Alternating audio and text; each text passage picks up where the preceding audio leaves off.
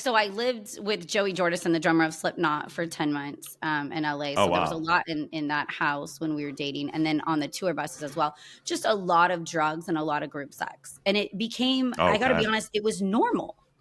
I think now that I'm so far removed from that lifestyle in Northern California, like I talked to you, I even thought about writing a book because I didn't know how weird and strange my life was in Southern California for years, because it was like, let's get naked, let's do some drugs, let's hang out, it was so free It and was like fun. It wasn't. normalized. Yes. Are you going through life blind? This is Eyes Wide Open with Nick Thompson. On this podcast, we share knowledge and stories that build human connection while elevating stigmatized societal issues such as mental health, holistic wellness, culture, free speech, and more. All to ensure we show up in the world with our eyes wide open. Welcome to another episode of Eyes Wide Open. I'm Nick Thompson, your host. But our guest today is Stef Rocks. Stef is a professional radio show station host. She has interned for Playboy Radio and worked as the morning show host for Rock 96.7 KMRQ in California. And you're the former host of Miss Rainbow on the Sunset Strip, the current host of several upcoming music festivals.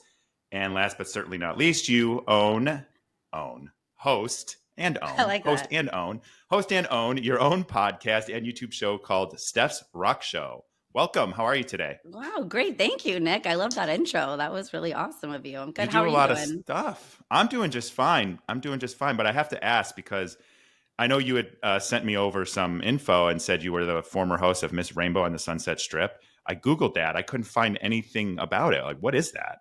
So there's clips on my YouTube that I can send you. They're for 18 and plus. It was really fun. We played homage to the 1980s and Motley Crue and Guns N' Roses when they were on the Sunset Strip, and we're at the Rainbow Bar and Grill. And since I was there all the time and I did a lot of my interviews when I was living in LA there, Maria, the manager, was kind enough to offer me to host once a month where girls could compete to be crowned with a little sash to say Miss Rainbow. And it was kind of wild. They had to dance and sing, and then they just got like free drinks and food. But it was entertaining.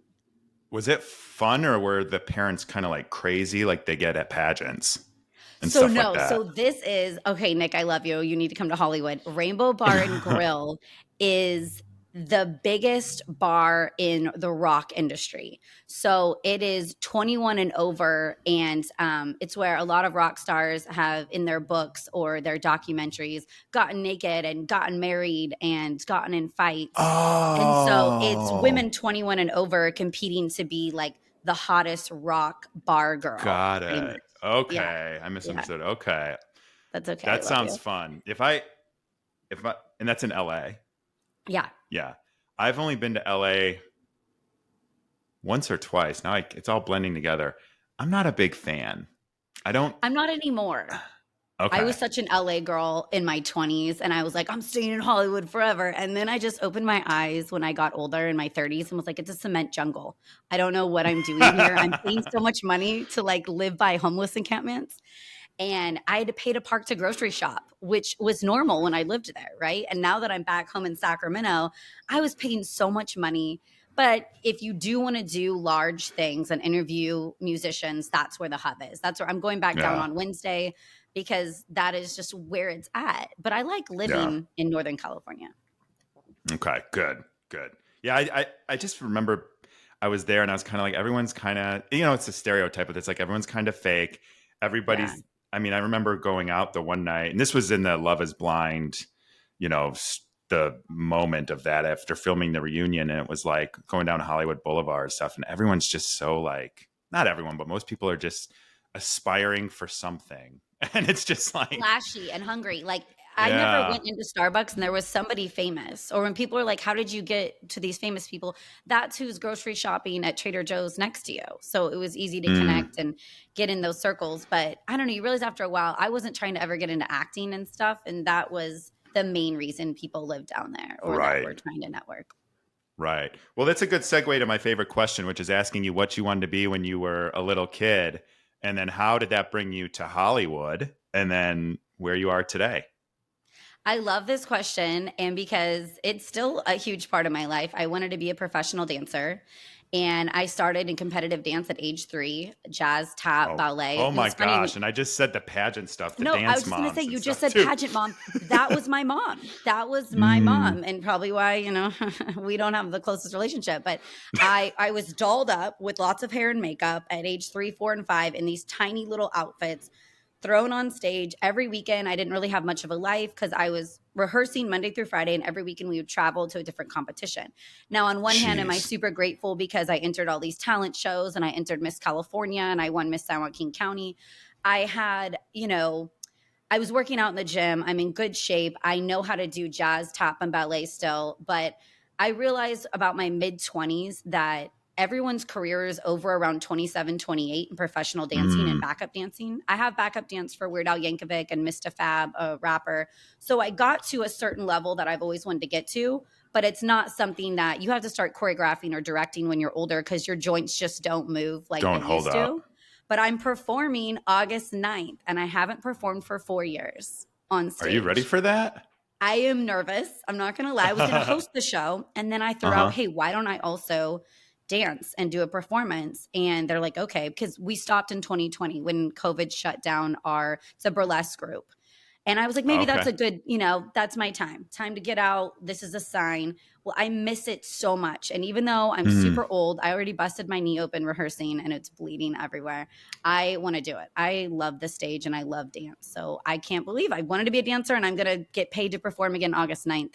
So That's so we'll see. cool. Well, I'll say, first of all, you're not old. Thank That's you. negative self-talk. Negative Right. self-talk. Right. Two, you could have easily injured yourself when you were 20 too, doing the same Yeah. thing, right? So Yeah. these things, maybe it takes a tiny bit longer to heal now, just a little bit I'm longer to heal sore. now. I'll be honest. Like I'm sore from just choreograph. I finished the routine a couple days ago, and so now I'm just going over it, and we'll see. And it's funny. A lot of my new friends didn't even know that I used to dance and perform because I've met them just within the last couple years. So they're like, "Wait, we're coming to see you dance?" Well, I'm like, "Yeah, do everything." That's so cool. Are there Yeah. tickets available? I know that's one of the things you mentioned you were doing Yeah, before we yeah. chatted. So there is. So it's a huge metal festival in Roseville at Goldfields, and that's in Northern California.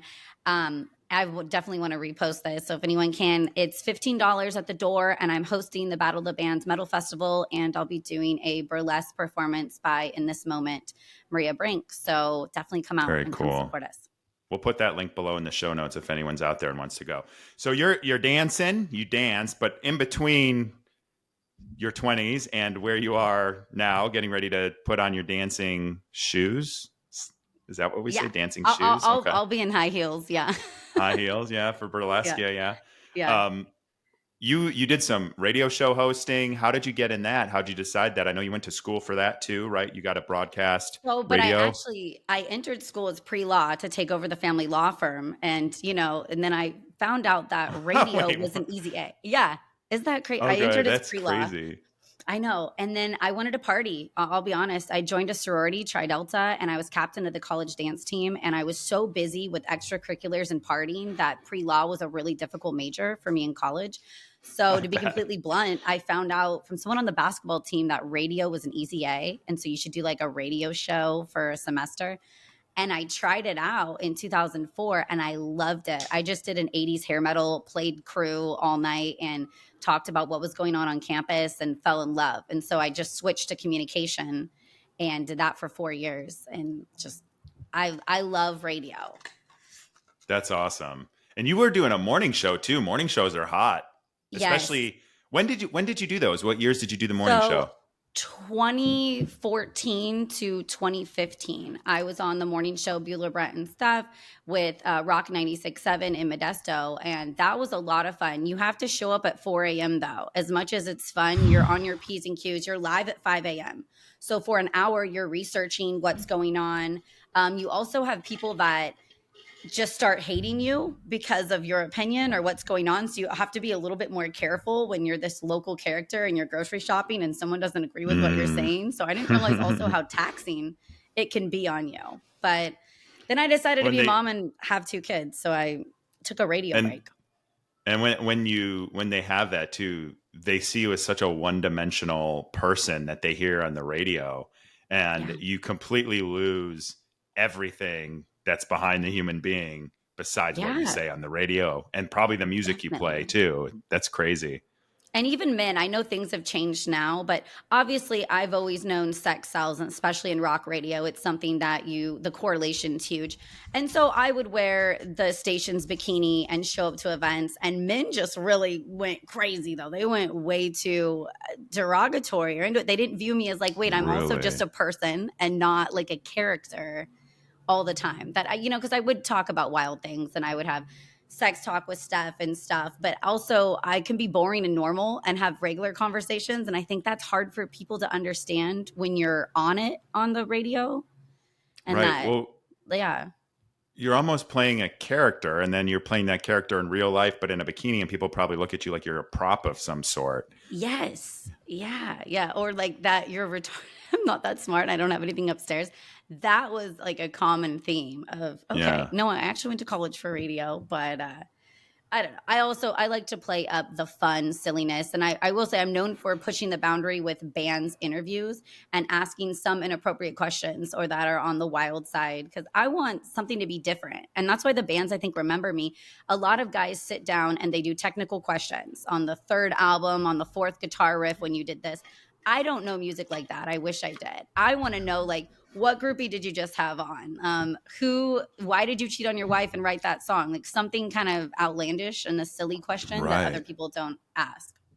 Well, and I think too, when you ask those silly questions, or you go like, you're almost leveling up, because people who maybe are a really big fan of the band want to know why this specific lyric on this specific album and this specific song was a certain thing or what it meant. But like, that's not something that somebody who enjoys music or enjoys the band or knows a song or two is going to enjoy. But those kinds of questions that you're asking, I think would be more entertaining to anyone, because it's almost like a little bit behind the scenes, but not behind the scenes of like the intricacies of the music. Yeah. Or if I can make a band or director that's very famous and well liked feel a little bit uncomfortable and a little bit silly and shock them with a question, I kind of like that. I don't know. What's your most shocking question you asked, and who'd you ask it to? So I would say the way it all turned out, right? Because I've asked a lot of shocking questions, but the full package of the interview was Kelly Hansen, the lead singer of Foreigner. I said, what's the wildest thing to happen on stage? Oh, I love Foreigner too. And you got to see this interview clip. Kelly Hansen goes, I shit my pants. And I'm just like, oh, he's joking, right? And then he goes into detail. It's one of my most popular interview clips on YouTube. And he couldn't poop for 2 weeks. So we took a laxative a couple hours before he went on stage, thinking it would take a while to work. No, as he's singing, he shit on stage. No. And yeah. And that is replayed a lot. And so I feel like that was just, it turned out to be one of the wilder responses. That is crazy. Don't take a laxative if you've got to perform, or you're stuck somewhere, or you can't.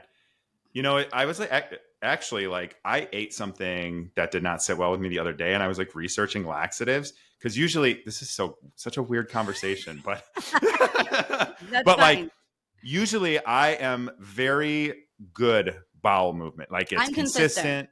I'm consistent, but my stomach is sensitive, so it gets upset sometimes. I usually go the other way, not the like constipated way, but I was feeling like really, really full and bloated. And I was looking at laxatives, and I didn't know this. This was literally a couple of days ago. I didn't know this, but some of them work in like 30 minutes, but some of them take 24 hours to 72 hours to work.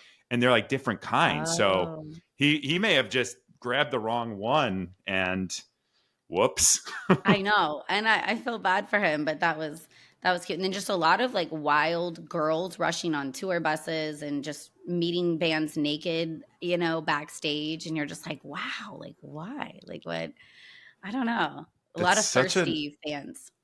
Oh yeah. That's such an aggressive move. But would you say that's the culture? Because you've traveled a lot with bands. Is that the culture like back then? Yeah. Is that still the culture, do you think, or is it changed? I'm out of what's going on right now. The first time I'll be backstage in several years is Aftershock Music Festival, October 10th. So I am curious to know what's going on, because it was 2018 I worked Aftershock, but before then it was like several years ago. But it's fascinating. So the girls that do just like get topless and wait by the buses, usually maybe they can get a hookup, right? And that the hookup does happen, but they're not taken seriously. The band actually wants to have, or most musicians, conversations. They want to help write music with someone. They want to have deep conversations. They might even want to read a book with you. So if a chick is just getting naked or offering them some kind of like sexual enticing behavior right away, it's going to be a turn off for something serious in the long term. Yeah, but I guess if you catch them at the right moment, maybe they'll go for something like that. But that makes sense. That totally makes sense.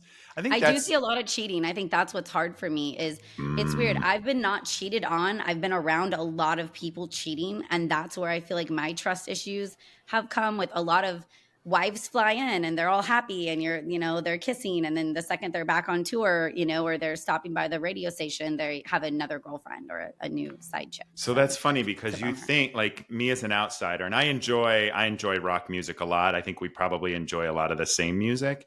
And I actually heard you on some other show that I listened to earlier today too. You just went to like Papa Roach, right? Yeah. How was that? I was just that was while really I'm thinking fun. about it. I had Jacoby and Jerry, the lead singer and guitarist of Papa Roach, on my show with Playboy Radio, I think in 2010. And that was, we sat down for like 40 minutes. And I have some highlight clips up on my socials now. Cool. But they did an acoustic set last minute downtown Sacramento for free. They announced it 2 days prior. Wow. I had to run downtown and go see them. And Jacoby is such a sweetheart. He's really big on mental health. And we see that he does his daily, what he's grateful for every single day and posts it. I love that. And he's a talent and he's a sweetheart. Like a lot of people, some bands I've been fans of, and then you interview and they're kind of mean or rude or running late and it bums you out because you're like, oh, I really liked you. But not Papa Roach is one of those bands that's really grateful to sit down with everybody and to perform and like take time to talk to their fans. Yeah, that makes sense. Isn't it kind of sucks too? Cause if you look up to someone in there, you have them, maybe they're not your hero, but you have this like admiration, almost hero-esque thing for them. And then what sucks about it is they break that. And then it just kind of shatters this whole image you have of them. And it's not the best feeling in the world. Yeah. There's a couple bands that I've been like, meh, you're kind of rude. I no longer want to listen to their music. Yeah, I'm not going to make you say who it is, but maybe after. I know. I don't want to call anyone out in a negative light because I feel bad. I only want to say like the bands that are nice. Then I will say their names. So, so back to behind the scenes and what goes on there. Did you, what's the craziest thing you've ever seen backstage or after stage? I guess is what I want to get. What can I say on your show? You can say anything. I'm shadow banned, so you can swear. You can do whatever you want. Probably shadow banned too. So I lived with Joey Jordison, the drummer of Slipknot, for 10 months in LA. So there was a lot in that house when we were dating. And then on the tour buses as well, just a lot of drugs and a lot of group sex. And it became, I got to be honest, it was normal. I think now that I'm so far removed from that lifestyle in Northern California, I talked to you, I even thought about writing a book because I didn't know how weird and strange my life was in Southern California for years, because it was like, let's get naked. Let's do some drugs. Let's hang out. It was so free and it was fun. Like normalized. Yes. It wasn't bad though. It wasn't like anybody was taken advantage of or it was so fun. It was so great. I just knew it had an expiration date. I looked around and I saw some women in their 40s in these houses and tour buses. And I remember being in my 20s going, I don't want to be her. I don't want to be in my 40s. Like, I'm still doing it. I'm still hanging out with the rockers. I love this podcast now. I like interviewing them virtually, but I don't need to jump on tour buses and go touring with them anymore. I can't believe I'm alive. Like, I survived. I got out great. And I had my time. It was fun. That's cool. So my perception of the rock star life, and a lot of people, sounds like it's right. It is sex, drugs, and rock and roll, right? Yeah. And it's a blast. And it's, I was dating women and men at that time. And then sometimes it's not just rock stars too. It's like the directors, producers, actors would come and hang out. And it's actually, I'd say the biggest takeaway for me in that time frame was it's so small. the entertainment industry is so connected. And I feel like once you know a couple attorneys or a couple festival promoters and a couple record label producers, they have their hands in a lot of pots and a lot of different things. And once you're in that door, you'll be at this mansion and it's like all the way from reality TV to massive actors hanging out together. It's just a very connected world. Right. Well, yeah, that makes sense. That actually makes sense. I didn't I mean, there are some people that do all that with the reality TV, right? And they go kind of Yes. into that lifestyle. I did not do that. I opted to stay in my normal life as much as possible. But Yeah. I could You've kept it definitely, together. I mean, yeah, there were definitely moments for a while where it was like, oh, this is like one of those boondoggles, or this could be one of those boondoggles, or someone so and so is going to be there at this thing, and man, I can't imagine. I'm just way too, I don't even know, shy, awkward for that You kind of seem stuff. grounded, you know what I mean? Grounded, And maybe. you're Sure, doing that's a a nice great way to put it. project in the Midwest, so kind of why go out there? I remember getting really into the Rock of Love girls. Do you remember that show Rock of Love with Bret Michaels? Yes, I do. Where they were dating the lead singer of Poison. Yep. So when I was in LA, that was like the hottest show. There was like 2 or 3 of them. And so I remember going out with the Rock of Love girls all the time. And reality TV was just coming up as not a joke career, but this is a serious Mm-hmm. career. And you can now get an agent, you can sell products and just smile next to stuff. And that was fascinating me, that it wasn't this black sheep that it was in the early 2000s, but in the mid 2000s, it was like, oh no, you can have a whole career Oh from yeah. being on reality TV. That was 2008, around 2008, when the writer strike, not the last one we had last year, the other writer strike happened. That's when all these shows exploded, and things started becoming, and you're seeing it now. Like I talked to a lot of reality producers, which is interesting because a lot of them, their friends are out of work or they're out of work, because there's like this weird coalescing thing happening in reality TV now where people are making careers out of it. And there's almost like universes similar to Marvel and DC and stuff, where instead of having that one-off random dating show here, that one-off random competition show here, this one-off random singing show here, they're all like taking like, here's all the Netflix shows, and we're going to have our 5 big branded Netflix shows. We're going to invest more money in. Then we're going to take those characters and we're going to put them in a spin-off, and we're going to put them in a different situation. But in the meantime, it's just, they're really like casting the same people, similar to how the Housewives do it, right? Where they're just, Yeah. you're just following these characters, and it's reality TV, and I use air quotes, but it's almost like its own little universe, and they intertwine in certain areas, but it's really the same people over and over again,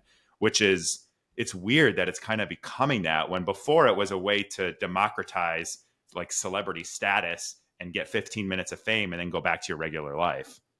Yeah. And now Yeah. reality stars, if you've seen like Jennifer Lawrence freaking out about meeting the housewives, like reality stars have become on the same playing field, and that's how I was scrolling and I recognized you.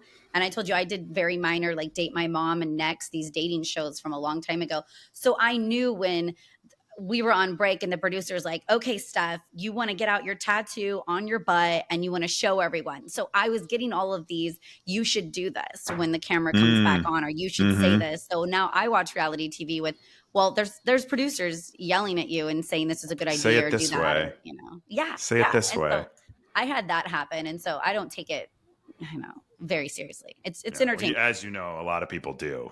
Yeah. And I mean, we talked about this when I was on your show a few months back, but the way people take it so seriously, and that was, once the cast for my season was announced, so once the show really came out, I was like, my world was very small. I have like 6 friends. I have like 6 tight knit friends that we talk all the time, group chat, see each other all the time, stuff like that. And I don't really make space for people that, I don't want in my close circle, or prioritize it, I should say. When this happened, and I was opened up to this like whole new world of the internet and Reddit and Instagram and all the articles being written and speculation and content about content. There's like the show, then there's like content about the show, then there's like content about the show. And it's just like you're lowering the levels of content to the point where people are gossiping about gossipers, gossiping about the show. And it's like, and I couldn't help. And it was rough at the time because, there was like a split of people that liked us together, didn't like us together. And, that it's hard. But I was sitting there and I'm like, I was laughing. I'm like, I can't help but laugh about this because I can't believe how serious people are taking this, but like not in a real way. So like for me, I took the whole thing serious because I knew maybe I was going to get married. Right. And so to me, it was like that part of it was real, but like all of the gossip and the speculation, like what you're watching is live footage that you're being streamed in real time. And I just couldn't believe that people took it so seriously when they're I watching an need to go entertainment on a show. show like that you went on, honestly. Like I'm at this, like I'm gonna give up. Like I don't do apps. I can't meet someone that comes into the bar because they're usually, a bar rat. And I almost want to go on a show and just be like, screw it. Just put me with a stranger. Let's get married and I'll just try to make it work. I don't know. I like So your setup. it's funny you say that about the bar rats because I told you before we're going, I went out to the bar last night with my friend and we had a couple drinks. And on my way home, there's a dive bar that I've been to, and I was there maybe a month ago, and so I try really hard not to judge people, but sometimes I do it in my head and I can't help myself.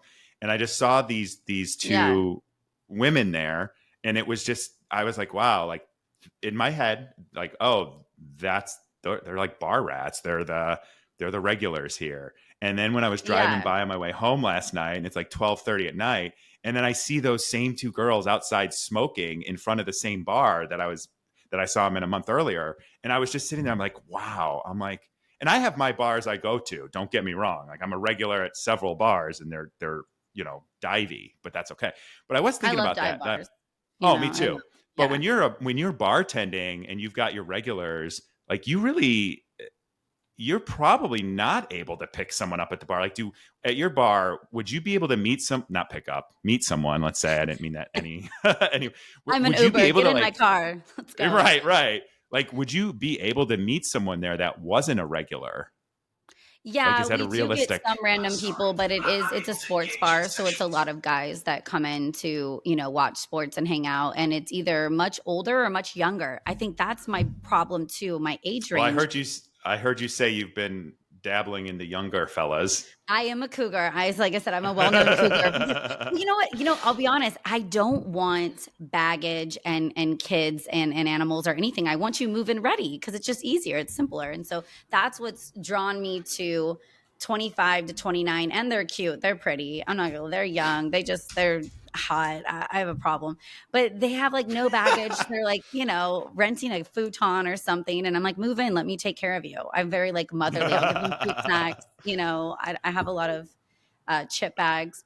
But yeah, so the biggest issue, I wouldn't date, and I haven't dated someone from my work yet, and I'm not saying I'm closed off to it, but I noticed there are 20-year-olds that are heavy drinking, which I'm not a fan. I'm like a wino. I definitely have glasses of wine here and there, but not heavy drinking. And then there are men that are like 50 and over that I'm not into older. Yeah. I Well, can't. here's one thing that I noticed, and now I'm 4 years removed from the dating scene. Maybe what am I? 3 years removed from the dating scene. Haven't been on well, actually, I have Removed? What been do you on an. mean?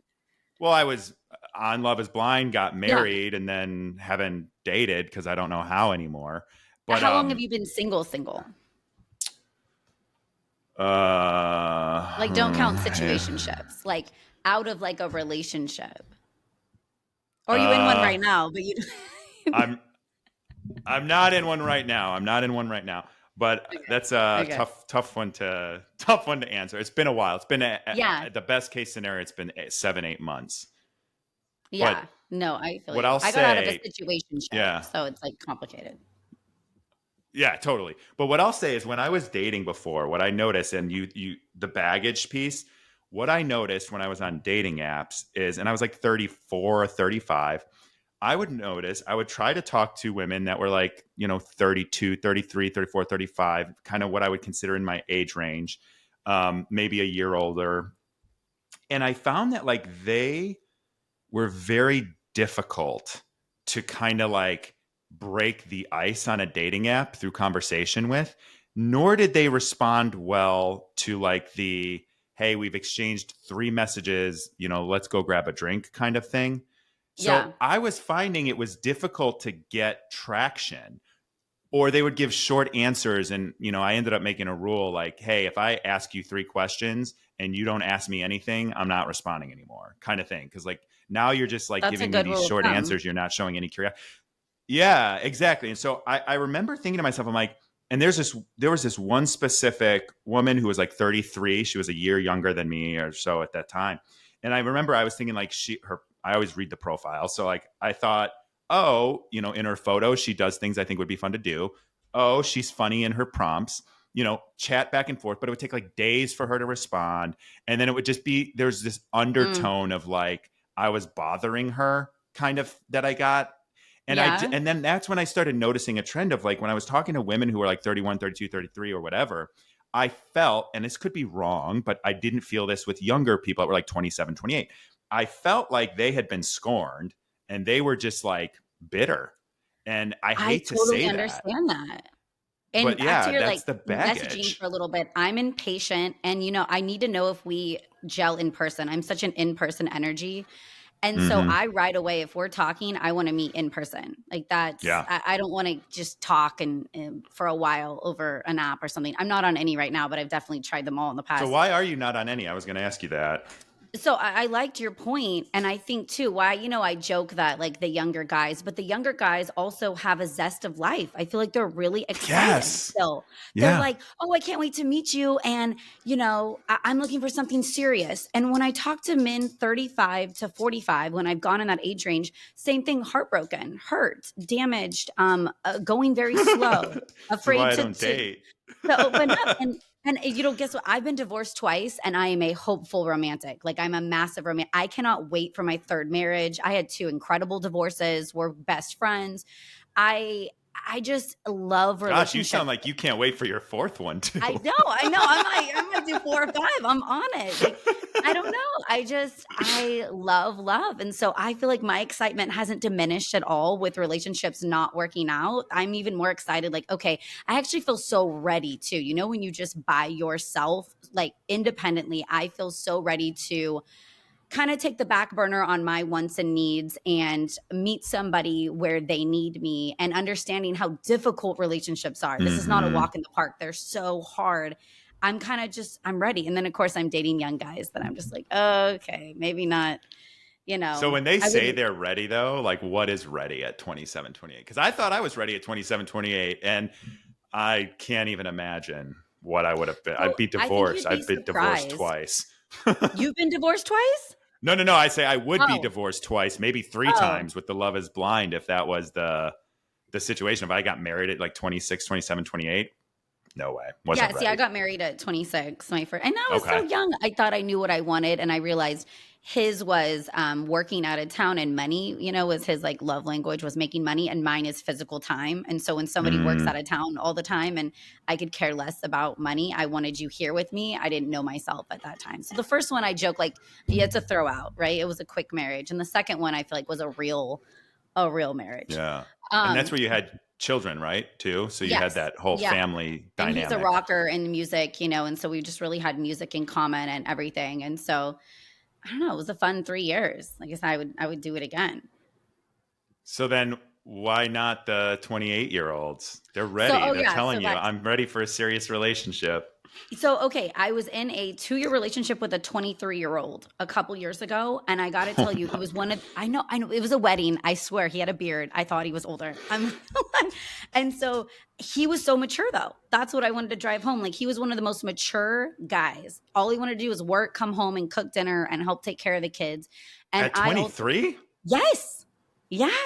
Wow. Super good guy. And so age really has nothing to do with maturity, is what I have found out. Now, I just got out of a situationship with a 33-year-old that was incredibly immature and behind. And I'd say about where I was in college at 18, 19 on Jeez. his life goals and career, but he was really pretty. So I got lost in his eyes. But I would say Happens age to the is best not. of us. Yeah, and I'd say honestly, some of the late 20-year-old guys have been more mature, more ready to settle down than men in their 40s that have Peter Pan syndrome, that have never been married and have never taken that dive. I'm really worried about the men in their 40s that have not said, I'm at least going to propose to someone and be engaged. I think that's a red flag. Interesting you say that, because I'm 40 next year. Now I've been married, right, and divorced, but Yeah. I do, I try not to speculate like this because I think it's actually not good for moving forward. But like, I do think sometimes, what if I never did that experiment? Like, where would I be now? And, with COVID and stuff, I wonder, and how dating is now, or I don't even know how it was a few years ago. I just wonder sometimes. I'm like, would I have met someone else? Would my path have been different? And it's stupid. Like, it's speculation. I shouldn't do it. And I know it's not good for me. But I wonder, like, if the men who are in their 40s, who aren't married, or their late 30s, who haven't proposed, or whatever that is, I wonder if that's more of us, and it's going to be both, right? But I wonder if there's an output there of dating culture, because when I was in my mid 20s, my 20s were like filled with long term relationships, and then when I hit 30, it was like, I mean, there were still more. There were one or two, but then it was like, it was different because the culture of dating had changed. And with the culture of dating had changed, it kind of, find yourself the whole endless opportunities of swiping, right? There's always more people. But then you also find yourself wasting more time, because you'll have, 3 dates in a week. And then you're just kind of like not taking the time to get to know anyone. But then you're going on these dates, but they're fruitless, and you would not be doing that in real life. Whereas if you do meet someone in real life, there's like a little bit more of a connection there. And then you can spend more time with that person. So I almost feel like culture plays a role into that too, because there's Totally. like too many people that you're meeting. Totally. I think obviously the apps, a lot of people have talked about, there's too many options, but they are unrealistic options, or it's not reality. The reality of the situation is we really should hunt still. We should hone in on one person and focus on one person, or that's how I Yeah, I feel. agree. I know a lot of dating coaches say you need to date multiple people at once. I can't. I'm such a lover girl. So first of all, I don't like a lot of people, but if I like someone, that's my world. All of a sudden, that's it. I'm focused. I'm zoned in. Like, that's why I've gotten married in 4 months and 7 months. I think that's why I like watching Love is Blind. Like, I'm almost that crazy. I'm like, let's go. Let's do this. Yeah. Let's tattoo each other's names. I've had so many tattoos with like 5 different people, and I would just do a sixth. Like, have you seen True Romance, that movie where they just meet and just go batshit into each other? No, I You've haven't got to seen see that. True Romance. It's a really good movie from the 90s. Quentin Okay. Tarantino wrote it, and it just never exploded. It's one of those cult classics that didn't take off. But Okay. he meets her, and she's a prostitute, but they just fall in love and like get tattoos the next day, and it's them versus the world. And I just love that kind of love. But the dating culture nowadays, it sucks. People want to play Yeah. games. They want to play cool. Like, my Games. girlfriends just recently told me to act busy, to ignore these texts and stuff like that. I can't do that. I'm on my phone. I'm What? going to text back. What? Okay. So first, I got like 5 things I want to comment on that you just said. One, dating coach. So I just had a dating coach, the love coach. She is love coach on my podcast this past week. I And saw a she clip. actually, yeah. She actually is not of the you should date everybody. She's of the like, Good. raise your vibrations, follow the laws of attraction, and you'll find the right person. Take the time to get to know someone, like decide, not, how did she word it? She worded it so well. Not if we're going to do this. She's like, first you decide, of course, if you're going to do this, but then it's like, how are we going to do this? And I think too Yeah. many people are in these situationships with the, if we're going to do this, oh, I'm not ready, or oh, I'm this, or oh, I'm that, or I don't want to label it, or what. And I've been there. I played those games with people, and I've been the asshole in it too for 1 year. And I No apologize to most of way. them. I Nick, you're the was, asshole? I I don't had an see it. asshole. I had an asshole era. It lasted about a year. I was I was just, an asshole player from like 18 to 26. I was single though. I wasn't wanting to commit to anyone, but I would kind of lead them on that we were one. maybe That was me. committed or yeah, monogamous. But then I'd meet a new rock star and be like, well, that's done now. I'm moving on up. So I was just not ready to settle down. And now Yeah. I am so ready to settle down. But of course, everyone's married and taken that's probably mentally stable. So I missed the boat on that one. Oh, well. I do wonder that. I'm like, is there going to be someone out? Like, am I shopping in the right store? I'm not shopping at all. I'm like, should Yeah. I go to the store? And then it'll be, which store should I go to? Should I go like, should I go to people my age? Should I be joining like divorced people's clubs? Should I be doing matchmaking? I can't imagine going on a dating app. That sounds like the worst thing in the world. And Yeah, it's I just wanna do like, in person. Like, I wanna meet someone in person have for sure, so I'm not in a rush per se, but would you ever do like a speed dating or some sort of dating event like that? You ever look I into would. those? I haven't tried it yet, and I saw one in Sacramento a couple months ago, but then you know what? I say I would, but I've had a couple posts pop up and I don't actually go to it, so maybe I just think I would. I like someone right now, but they live in Southern California, and so that's a bummer, and then I have a date tomorrow that my friend wants to set me up with, but I'm not Well, hold vibing on. the yeah. Those are good. You're not vibing with the person? Well, like, over text, how it's hard to tell. Like, I'm not vibing over Oh, text this totally. last week, but in person, sometimes I've been surprised pleasantly. Yeah, that's why you got to go on the date. Some people aren't good at Yeah, texting. I will But always show up. when you got fixed up, did they say why? Because and this again years ago, when people try to fix me up, it would be like for the dumbest reason. Well, you're single and she's single. I'm like, Yeah. okay, great. There's a lot of single people. What does she do? What is she like? Why do you think we might be a good fit together? And they're like, whoa, like don't. You know what's sad? He was hired to work on one of my friend's houses, and they're like, he has a job and he has an apartment. And like, that's where it's at nowadays. Like, he doesn't have baggage and he has a job and an apartment. So and honestly, for me, I'm like, he's not a felon renting a room, a basement from his grandma. That's great. Set me up. Like, I'm in. So the bar is a little low for a date. I will say right now, like, I will meet kind of anyone out on a date, and I like talking to people. I like the experience Mm-hmm. of learning from other people. But for me to settle down, my bar is the highest it's ever been because of my confidence and where I'm at in life and how successful my business is. That you better be able to enhance my world, and it better be amazing for me to just bring you in to it fully. It's kind of what my dating coach said. Oh yeah, and she's my dating coach now too. So Oh, nice. yeah, that's my giant step. I'm putting every roadblock to actually dating in front of me to overcome before. So I like stupid. it. You're jumping the hurdles. I might need a Yeah, dating coach, or you're gonna have to give me your advice. Or we joked, I have a dog. I know you have a dog. That's kind of our buddy right now. My dog is my ride or die, so I'm that's not alone. you know what though? The dogs are loyal. They're always there for you. Hmm. They are.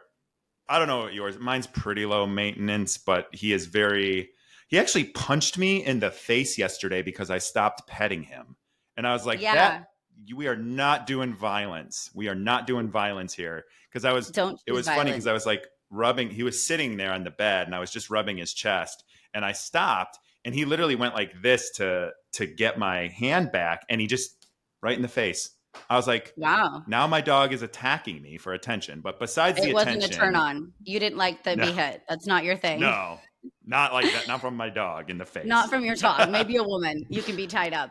My dog does that too. When I stop petting him, he's like, more, Mm. more. And it's really cute though. But one time he got me like on the mouth and I was like, Oh, ew, geez. because you walk outside. So, Oh, that's but no, true. he's a sweetheart. He's my man and he's really low maintenance. Like, I can leave for the weekends and have the dog door and my neighbor just go check on him. So he is Oh, very wow. self-sufficient. Yeah. That's very cool. That's very cool. And they're the best. They're like way better than people most of the time. Most people, right? I will say I am like needy now. Like, when I was younger, I was so independent and, lived in different cities by myself, moving all the time.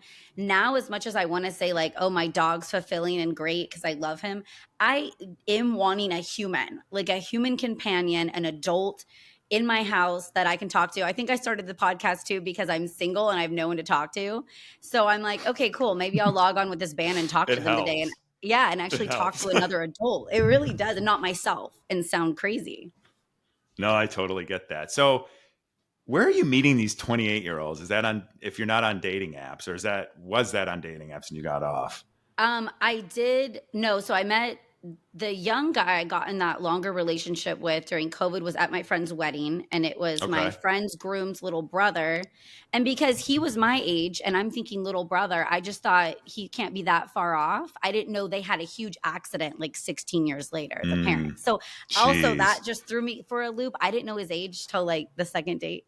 I was Oh, already wow. kind of feeling him. So it wasn't like I was trying to go full on cougar. And I feel like once that happened, I went to the bar and I turned my head at younger guys because I had such a great experience with this younger guy that so out of the bar, I do, I'll go out and meet my friend when they get off work or, flipping houses. So I'll go look at a house and maybe meet an investor or someone's from their family. I'm like the only single person and I'm on a lot of boards of the HOA in the school. And so all my friends know me and know that I'm the only single person. So if they hear a friend of a friend or their cousin single, they're like, we have somebody that we want to hook you up with. And I haven't really vibed with any of them. And then my recent ex, I like motorcycles and he was a bad boy on a bike and rode up. And so that always turns my head if I hear a bike because I'm like, oh, that's probably mommy issues and a bad idea. So I'm in. We take them out, but in person, but it doesn't happen like only happens every couple years that I actually click with someone I meet in person. It's not like it's something that's happening quickly, a Yeah. lot.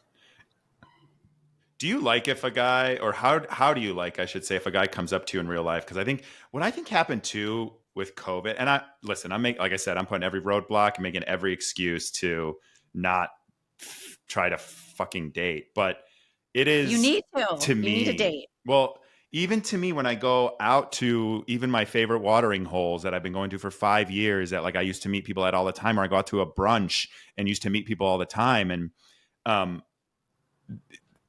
since COVID, like people are very stuck at their table, stuck in there. I don't even think, there's restaurants on my street here that say like the street just isn't vibing like it was before COVID. So we're not getting the foot traffic. Yeah. We're not getting, so I think there's like just this weird habitual change. And now I can't remember, I met someone out in St. Pete's in the end of January. That was the only time I've met someone like that's a member of the opposite sex since. And I don't go out all the time. Don't get me wrong. I actually went like 3 months this year where I don't think I went out once. But people's behavior seem to have changed. So like I don't even know like how people are receptive to that anymore. Or if they See, are. I'm aggressive. I'm definitely an alpha female and very outgoing. And so I don't wait for the guy to come to me. If I like a guy, I think he's cute, I'll walk right up and introduce myself and say I'd like to get to That's know a good you. cougar move too. I'm such a cougar. I'm just like, are you homeless? Come move in with me. No, but Do you live with your parents? yeah. Yeah, that's my favorite. They don't have to cut a lease contract or anything, they're just move-in ready. Yeah. But no, so I can't remember. Well, okay, I get approached a lot. The podcast, I'm not gonna lie, is amazing right now for dating or, we'll call it Really? dating. Yes, my DMs are popping. With people doing big stuff again. And I've been flown out to some places the last couple months. And I guess I'm in my fun era, even though I want to settle down. I think the podcast has now been my dating app, we'll say. Oh my gosh. What about you? Has it worked for you? Like the podcast, have you dated somebody? No, I mean, I haven't. I do get DMs lately too. I don't know why. Maybe because I talk about it a little bit more, but I have been getting more DMs of people. Some of them are literally asking me out on dates, but some of them are like, oh, if you were in Denver or you were in wherever or whatever. But not really. If they were to offer to fly you out, would you fly out?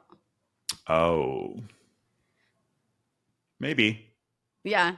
To be like Depending a on the weekend person. toy. Yeah. Yeah. If you liked, Sure. if you connected with them in Denver, would you be like, yeah, I'll jump on a flight? Yeah. I can think of one for sure. I'd probably even buy a female plane though, ticket. I'm getting more, like I'm wearing a push-up bra and I'm talking to rock stars. So of course I'm, getting that energy that I'm putting out there. And so you're not wearing a push-up bra. So maybe that's why you're not getting as many DMs to be flown out. That could be. I remember when the show was first happening, it was crazy the amount of DMs, like people having, I mean, there were people I blocked because I'm like, you have clearly like no dignity or integrity. but like, And they're just talking to it's themselves. Oh, I've blocked a lot of guys. talking It's to been themselves, nuts. sending photos. So like it was very weird. And I actually had a friend that was helping me manage my DMs because like I didn't do Instagram very much before any of this, and so it was very hard for me. But now it's just kind of like every now and then. But you know what I do? I do like, and I've kind of just recently started appreciating this. I do like when I get a like thoughtful DM from someone who's been following me, who knows my story, and it's like a very thoughtful, like, I think you're a good person kind of thing. And it's not like, oh, you were on a TV show, or oh, you're attractive, or whatever. It's like those really thought out ones are kind of Yeah. nice to get. Emotional intimacy in the DM. Yeah. See, I like Yeah. a And dick that's pic. I love it when I get all the dick pics. So I'm not looking for emotional. Oh, wait, I can't hear you. Hold on one second. There we go. There we go. I'm back. Yeah, you got scared when but I was like, I like the dick pics, and then you got. But I like it when it's flooded. Now, am I ever going to date them? No, or take them seriously? But it cracks me up how many guys just straight up send it to the podcast, and I'm like, okay. So I'm filtering through to find the bands. That's hilarious. Yeah, no, it's fun. I want more. So Dick, you love the dick pics coming in the DM. Are those unsolicited, or do they have to be solicited? a little bit of both. So some are just leading Okay. with the dick pic, and it's exciting. Especially they've been Australia, Canada, South America, all over the place. I'm just loving this warm welcome back into rock journalism. And then some of them, I'm talking to them for a little bit, and then they're like, "Can we send you something?" And I'm like, "Yeah, please do. You can send me your album music or your dick pic, whatever you'd like me to review. I am open for reviews." Like, I'll send you all three. Yeah. I love it. Why I'm single, because like I was telling you, I have this in my bones. I want to settle down. So I am greatly loving the single era that I've been back in since March, and just gonna have a blast until I'm gonna have to like hone it down and shut it down again and be a good girl. So I don't know. I'm just like in my play time. Yeah, and it's summertime, so you should play. And then like in the fall, it's cuffing season, so that's when you got to like, all right, let's tone down the dick pics. Send me your best resume, and we'll make some big girl decisions here. Yeah, we need the matching pajamas, coming up. And so, yeah, you're right. It's still feral summer. So I'm not ready to slow down until maybe October when it gets cold and I need somebody for body heat in the bed. Yeah, there you go. Well, maybe you can meet someone through the DMs and the podcast. So at least you'll have some baseline stuff in common too. No, I've met a couple rockers that I really enjoyed thoroughly, but they didn't live here, both of them. And I've had the time of my life with them. And in the back of my mind, it's almost a little bit of a Debbie Downer when I fly back, because I wish they were closer. And I think both of us would pursue something if we lived in the same city. But I also am not open to long distance because I'm anxious. I'm needy. I like physical touch and physical quality time. So I just know long distance wouldn't work for me. But my God, have I been having fun with some incredible artists that I'm like, wow, why didn't I start this a long time ago? This has been so fun. So what caused you to start? Because you had said that you had just started a couple months ago, I think, when I came on your show. Yeah. And you were saying that you had stopped, you were doing real estate, you were being a mom, you were out of radio. What made you decide you wanted to start the podcast? That's a great question, because I've thought about it a lot. Like, I don't know if you did too. Like, I woke up and go, gosh, I love listening to podcasts. Yeah.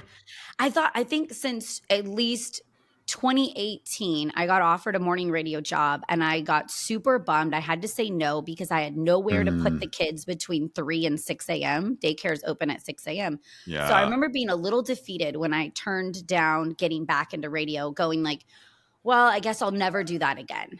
And then 2020 rolled around, and a lot of my friends and comedians started their own podcasts. And I go, no, why can't I just start my own show and do my own thing? But I had this self-doubt that I definitely struggle with, where I go, yes, I'm like, I'm not good enough. I don't know what I'm doing. I've always been the third wheel. It's always been two guys running the show, and I'm like the cute third wheel that jumps on and goes, haha, and adds a couple stories. So I go, I can't do my own show. And then I just literally, I had a breakup. And I think breakups can help us sometimes. From my situationship in the beginning of March, and it's like he would breadcrumb me and be like, I'm gonna settle down, and then it would never happen. And after a couple years Mm. of me walking away and going back because the sexual interaction was good and that was it, and finally, I'm like, okay, I got to walk away permanently. This isn't serving me. And I do want something more serious. And I broke up with him. And the next day, I went online and ordered my pink microphone and pink desk and everything pink, and said, I'm just going to start it. And maybe my neighbors will laugh and I'll talk about, because my friends laugh when I go to school drop off in the morning with the kids. I'm always telling jokes and talking about the news and current events. And they're like, can we just please hear you do this on a podcast? And I was like, okay. I Mm-hmm. didn't think rock stars that I interviewed 15 years ago and 20 years ago would say yes to coming back on this new little podcast, Not With the Station. So I have been blown away. I was shocked you wanted to come by my little podcast that I started by myself. I was like, dude, you want to come by? You're like, yeah. So I was like, thank Oh you. my God. Well, I think there's a couple things there. One, it is really hard. Like I wanted to start a podcast 10 years ago about fantasy football, and I couldn't find a friend that wanted to do it with me. So it Yeah. just kind of, I think there, but I think what has happened over the last several years is like podcasting has become radio. It has become news. It has become, in a lot of cases, research, right? Or in a lot of cases, like I think it's replaced audiobooks. Like I have Yeah. history podcasts that I listen to that I really enjoy, just kind of putting on and like just learning about the fall of Rome or whatever. It might piques my interest at the time. So I think there's so many different things there, and it's definitely not easy. It's definitely not easy. It's actually pretty hard. And I'm not talking about like the conversation piece for you, for me. I'm sure that comes pretty easy, but it's like the technical stuff, hunting down guests, being consistent, making graphics, uploading everything, putting it on YouTube, putting it on wherever. It's like it's all Yeah. so time consuming to do, especially if you're doing it on your own. And that's where I think a lot of people, even if they start it, they don't last with it because of that. But when it comes to Yeah. podcasting, like when I started, I had, a bit of a platform, and I had people that wanted to come on, and I still get people that want to come on, which is cool. But for me, I always think to myself, I'm like, there's a couple people early on that came on that really boosted my show. And I wasn't talking about reality TV at all at the time. Like I really wanted to talk about, culture and mental health and all that stuff. But I kind of had this thing in my head where I'm going to pay it back. I'm going to pay it forward. I'm going to, like, if someone asked me to Aww. come on their show, who am I to be too big to come on that show? So I just kind of went on. I go on pretty much anyone who Me too. asks if I can. I was just on 3 shows that they have 50 to 100 followers last week, and I just want to help talk to them. I love talking to people. I want my podcast. Maybe someone will see me on their show and go, oh, what's this? I like music and bands. I want to come see her interviews. So I'm going to go on an Australian podcast next week. I will say yes to everybody. Mm-hmm. I did recently, though, say yes to a smaller podcast, and then they didn't show up on the interview. So that's the only thing I want to look out for, because our time is so precious, that I make Yeah. sure this person is legit about the podcast they're running and just taking your time seriously. So Yeah. I kind of, and I'm I don't slowing want you to down. call. Yeah, I don't want you to call them out, but like, was that a mistake, or did you ever hear from them again? Or Yeah, I heard back, and he's like, I took an edible and I got really tired and passed out. And he's like, do you want to reschedule? And I just said, no, thank you, because I do this, right? And so when I'm podcasting every day right now for this 3 months, I want to do a hard launch. So and I meet every band on time, questions ready. I've researched for hours. I want to make it seem mm-hmm. light and funny, but I actually know every album and every tour date Right. and what's going on, And so I put so much time and energy into my guests. I want that same respect back, but I definitely been cross promoting a lot, but I'm going to slow down a little bit once the fall comes, and I'm going to get back into my album reviews that I do once a week and kind of do a more full show and not just side interviews. Right. And get serious about cuffing someone up for the holidays. Yes. I want to try. I need to like tie them up though in my bedroom. I don't like it when people leave like and have jobs and stuff. That's my problem with dating. I can't do it. It can be difficult. It can be difficult. Yeah. But I think that's so cool about the podcast though. And I appreciate that you pay it forward too. And even coming on here and taking time with me today, because it's like, it's this weird thing where you should value people's time and the amount of time it takes. And, for me, like I will, I have a full-time job. I have a nonprofit. I have this podcast, like I keep myself busy to the point where like I understand that it's a toxic trait that I do, Me but too. it's like I keep myself busy, but like I will make time for you and I haven't had anyone not show up. I've had people postpone or show up late. The late doesn't bother me until it's like 10 minutes because I'm chronically late. I always think I can do more in the time that I have than I don't. And I assume things are going to take the amount of time they would take normally, but I have horrible luck. So I always get something that kind of like left fields me off of my schedule and all that kind of stuff. But I do think it's nice that you do that because you just never know. You could be helping someone mentally, you could be helping someone's show grow. You could be, imagine being like the first person or first few people that went on like Joe Rogan's podcast or some of these more Yeah. popular ones, right? Like you never Yeah. know. So I'm I think it's the shocked, right thing to do. I'm reaching out to these bands and they're like, yeah, we want to come on your podcast. And I'm hearing from these bands recently that radio's not calling. They're all owned by just a couple broadcast medias now. iHeart bought a majority of radio. Heart, yeah. Yeah. And they're not reaching out to the bands like they were in the 90s and early 2000s to come on and even interview. So these bands that are pretty big are getting excited to just come by. Exactly. So I think that's the new medium, right? Like the new medium is that of podcasting, and it's not radio, and those things just don't matter as much anymore. Yeah. Yeah, it's the new, and there's not a lot of female rock journalists. It's mostly a male dominated genre. And so it's cute that the bands go like, oh my gosh, we can actually talk to a chick, because it's all a bunch of old dudes with beards, usually like interviewing bands. Yeah, exactly. That's cool. And I think you make it fun too. I think you make it fun. I definitely encourage people to check it out. You can start with my episode and then get into the rock. I'm kidding. No, start with Nick from Love is Blind and then go into the rock world. Yeah, exactly. So before we wrap up here, I wanted to ask you one question, and I'll turn it over to you to the Ask Me Anything. I think there's a lot of people listening that have probably dabbled in podcasting, right? Thinking, oh, maybe I'll start a podcast. What advice would you give someone who was where you were in March or before that, right? And what advice would you give them to just do it? I would be realistic, and I would say your platform and my platform are good examples. I think there is too many people saying, I want to just start a podcast. I think you either need your platform, that you are on a successful reality TV show so people know your name and they feel comfortable with your face, or you need a radio, some kind of journalism background in the past. So at least some people are like, oh, she's done something similar to podcasting. I do think there's a little bit too many people waking up and going, I think I'm cool, I'm going to start a podcast. Uh-oh, it's not taking off after a year. And so maybe have some kind of platform, or you have a group of friends where you guys are so dialed in, you are very educated on one particular subject, so you're ready to rock.